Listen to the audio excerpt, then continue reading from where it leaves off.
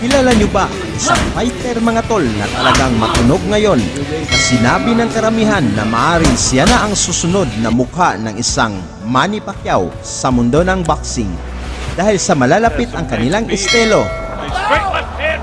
At si Manny Pacquiao mismo at ang promoter na si Bob Arum ang nagsabing malayo din ang mararating sa boxing nitong si Jerwin Ancajas. I think he can become a major star on the international stage, on the US stage, and in the Philippines. So anong pakiramdam mo? Kasi maraming nagsasabi na baka ikaw daw ang bagong Pacquiao, palagi sila nagkukumpara. Pero bago yan, welcome mga tol dito sa ating video. Ang pag-click sa subscribe button, bell icon at all ay sapat na suporta para sa ating munting channel at ma-update kita sa mga bago nating uploads araw-araw.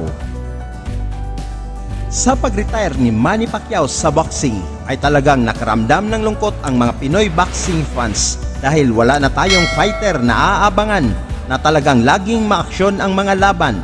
Kaya naman ang mga Pinoy ay umaasang may isang fighter na Pilipino na lalabas at talagang kaabang-abang ang bawat laban na kung mapanood mo ay talagang makalimutan natin pansamantala ang ating mga problema. Siya si Jerwin Ancajas mga tol na pinanganak sa Panabo, Davao City. Nanalo siya sa palarong pambansa bago pumasok sa professional boxing. Sa amateur mayroon siyang record na 90 wins at 5 losses. Kumbaga napakataas ng amateur experience ni Ancajas mga tol. Matapos ang napakalupit na panalo na pinakita ni Jerwin Ancajas kontra kay Jamie Conlan ng Britanya, mas lalong umiinit at naging matunog ang kanyang pangalan na may kumpara na siya sa isang Manny Pacquiao mga tol. 3 buwan lang matapos ma-technical knockout ni Ancajas si Conlan sa kanyang balwarte ay agad na naikasa si Ancajas kontra sa isang Meksikanong si Israel Gonzalez. Ito ay unang laban ni Ancajas na may 29 wins, 1 loss, 1 draw at may 20 knockouts sa United States mga tol para dipinsahan ang kanyang hawak na IBF Super Flyweight title kontra kay Israel Gonzalez na may 21 wins, 1 loss at may 8 knockouts.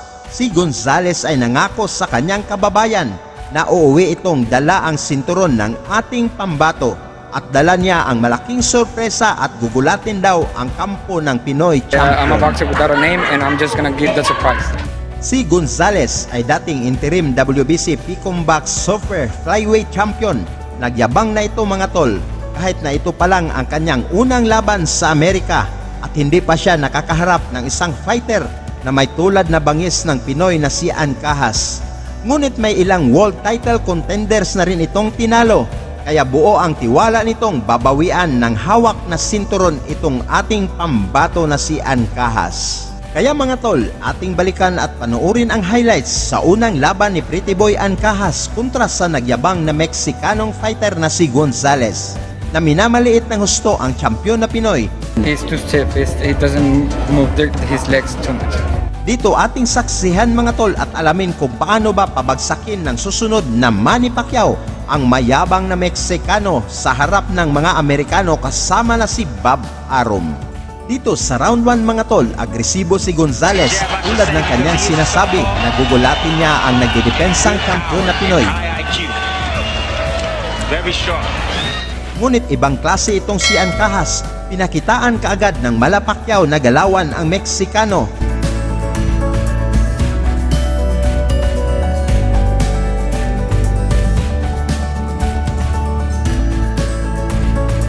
He's in a world championship fight right now.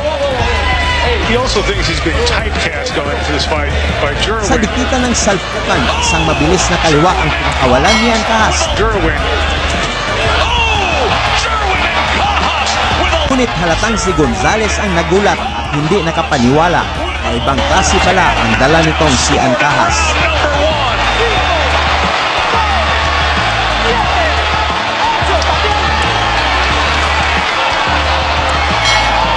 Let's see what the champ can do with a minute here to work with. Tapos nasubok ni Ancajas ang mukha ni Gonzalez, sinubukan naman itong atikihin ang kanyang Mexican katawan. fighter Gonzalez says, hey, I'm a counterpuncher.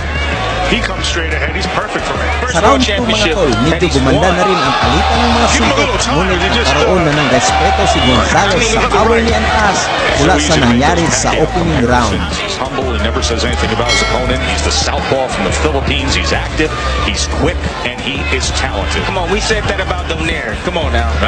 Tim, if I may, there's one respect in which he is very much like Manny Pacquiao.